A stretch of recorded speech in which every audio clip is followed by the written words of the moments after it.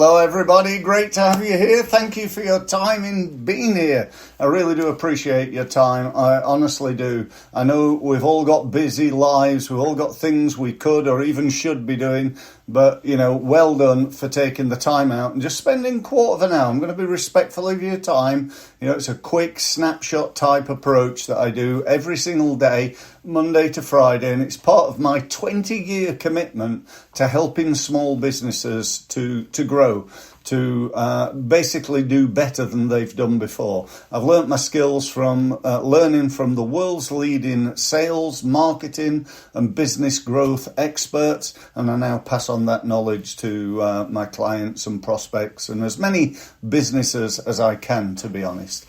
So today we're live. We're live on LinkedIn, we're live on Facebook, we're live on YouTube, we're actually on iTunes as well as Amazon Music, and we're actually streaming across 30 different radio stations and websites and so on and so forth. So believe it or not, we're actually being watched or listened to by round about 7,000 people right now, which I just think is so incredibly cool.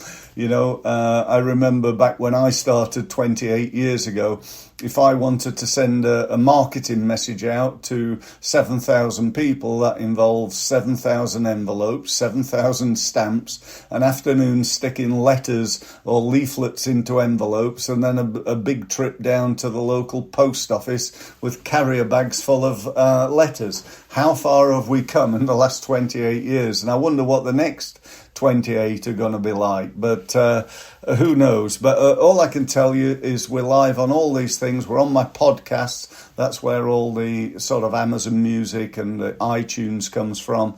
And you know what? If you're not doing this, I strongly recommend you do.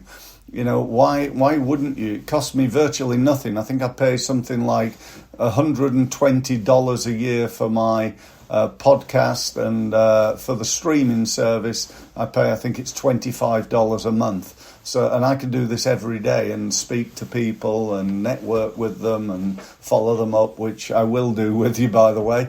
But in a nice way, not in a harsh way. And by the way, before we start, if you do want to book a meeting with me, or if you decide you do before the end of today, then there's the link. Go to my website, click on one of the gold buttons. That'll give you access to my diary, and you can book a meeting. It's as simple as that. However, all that's not what you came here to hear. That's just the added bonus. But we're here to talk about systems, aren't we?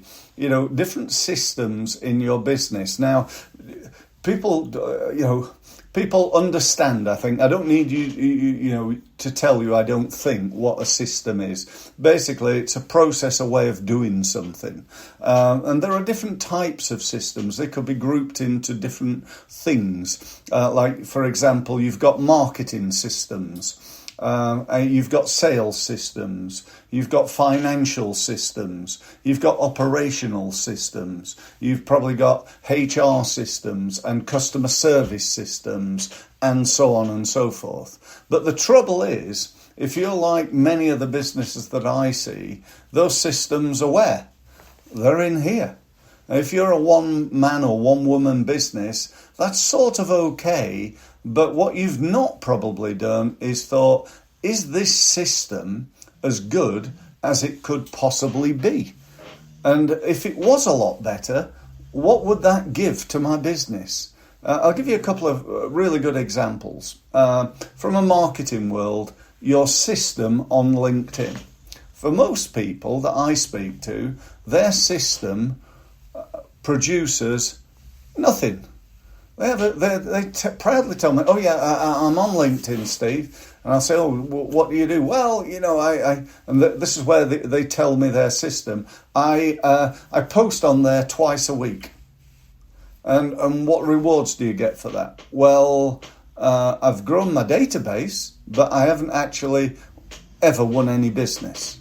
Now, growing your database is okay, but ultimately why you're growing your database so you can win more business. So something's wrong with that LinkedIn system.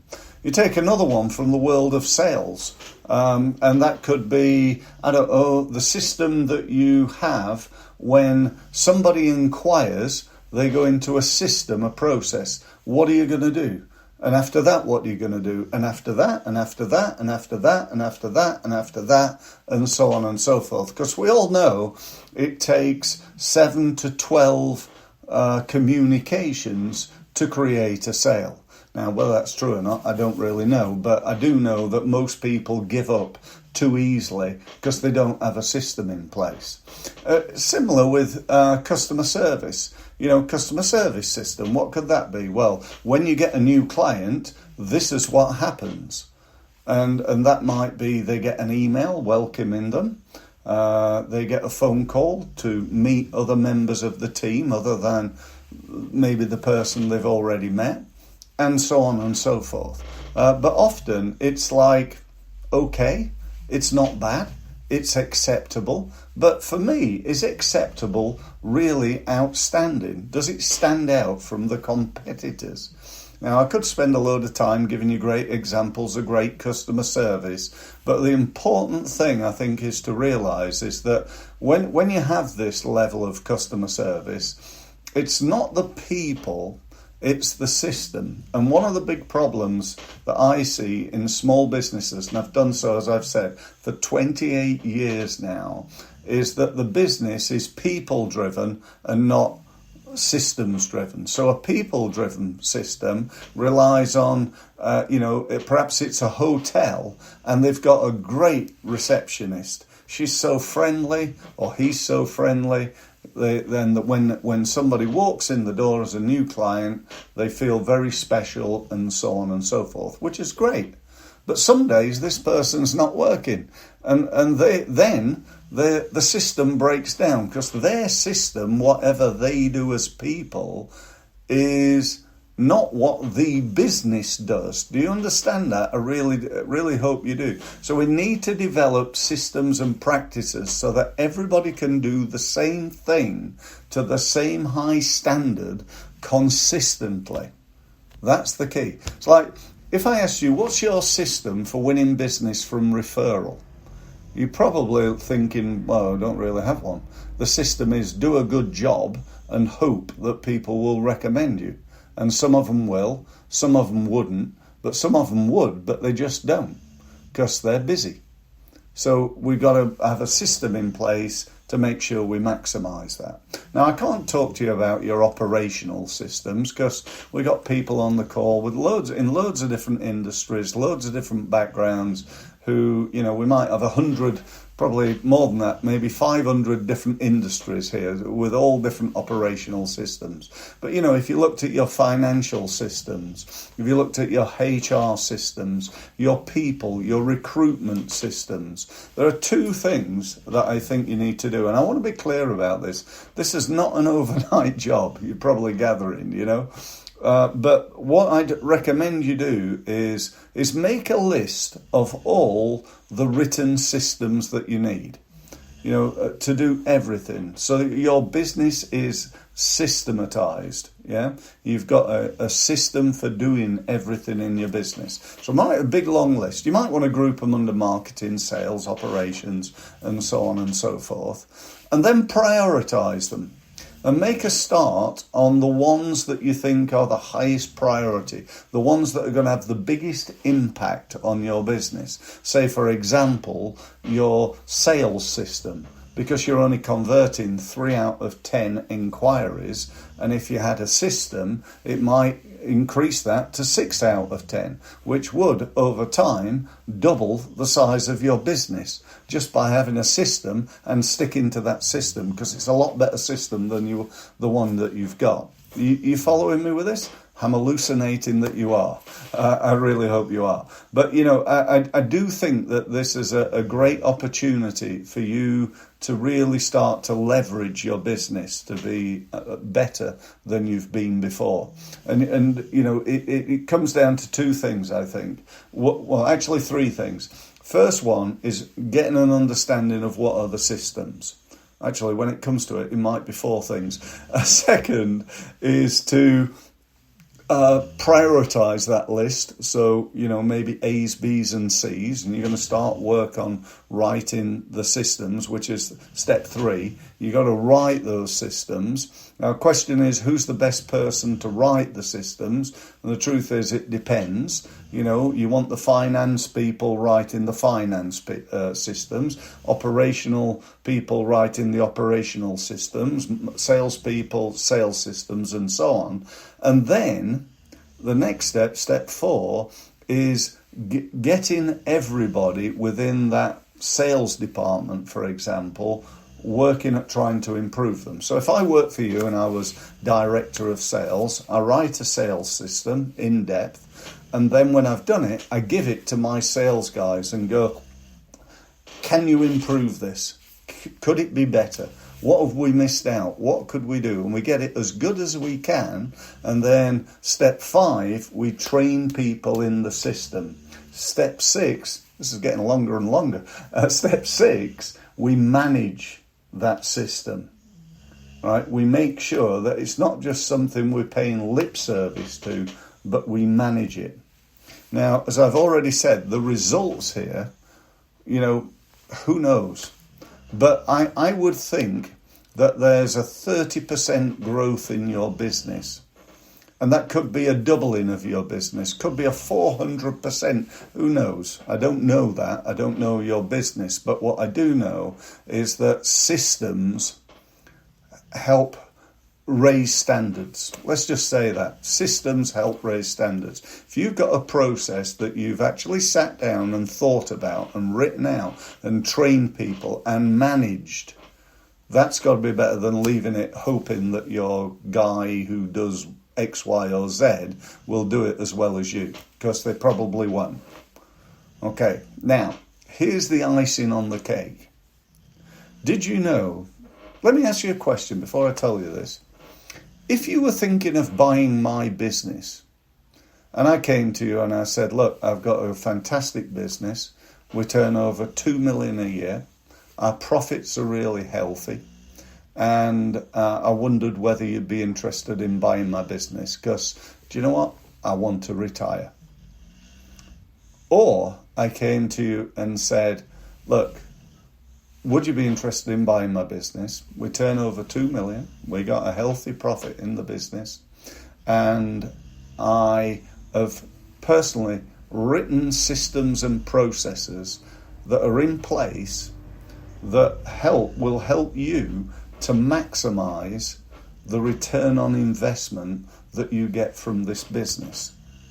So the fact that I'm leaving the business actually doesn't matter, because you've got everything that you need to carry on and run it in a systematized way. Question: which business would be worth more money? Well, if you're like me, you're thinking it'd be the second one, Steve. Because without Steve in the business, if I disappear out of my business and I haven't got written systems in place, it's like, what do you do? How do you do that, Steve? How do you do your LinkedIn training? Nobody knows, because it's all in here. But if it's actually a written process with, PowerPoint slides and handouts and how to deliver it and so on and so forth, then there's some real value there.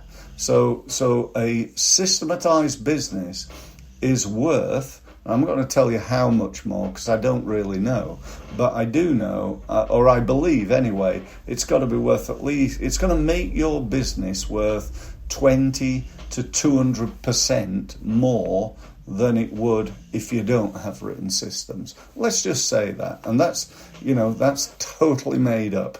I want to be clear on that. But I don't think I'm far out. I think that's roughly where we are with it. So that's it. That's what I wanted to say to you today. I hope that's given you food for thought. Go and look at what you do. Look at some of the key things that could make a big difference in your business, like your sales system, your LinkedIn system, your referral system, your system for driving traffic to your website, the system for following up on the phone, the system for customer care, the system for dealing with inquiries and so on and so forth, those, key growth systems, and work out how you can do that better. Now, if you need help with this, there's a couple of things I can do. You could join my Results Mastery program, which is a 12-month program of business growth and development. If you want to find out more about that, either go to my website or do as I said at the beginning, just book a meeting with me using that link, and I'll be very happy to talk to you about systems development and what you need to do. Another thing, let me just reach over here. Go and buy that book. It's a brilliant book. It's the E-Myth, the Entrepreneurial Myth, Why Small Businesses Don't Work and What to Do About It, by Michael Gerber. I'm not on commission, but I do think it's a great book and well worth reading for anybody who's in business. If you're in a bigger business, and I know some people are on this call, then you might want to go and read that one, which is the E-Myth Enterprise. Okay, so I probably advise going and doing both, or perhaps go to Audible and listen to it in your car. But either way, that's a fantastic tool for you. The other thing I can do, is perhaps talk to you about working as your sort of marketing director, or just give me a project to do in terms of writing your, perhaps your marketing and sales systems. I could certainly do that for you and be very happy again to talk to you about that. So that's it for today. Have a great weekend, and I look forward to speaking to you again next week. Again, every day I'm on here doing this. If you want to, one other thing, if you want to join my Results Mastery University, then that gives you access to all my training, literally my LinkedIn training, YouTube and SEO training and so on. Basically, it's all the training you'd ever need for 25 quid a month. So, that's pretty much a no-brainer. But again, go to my website and find out about that. So that's it. Thank you very much for listening, and speak soon.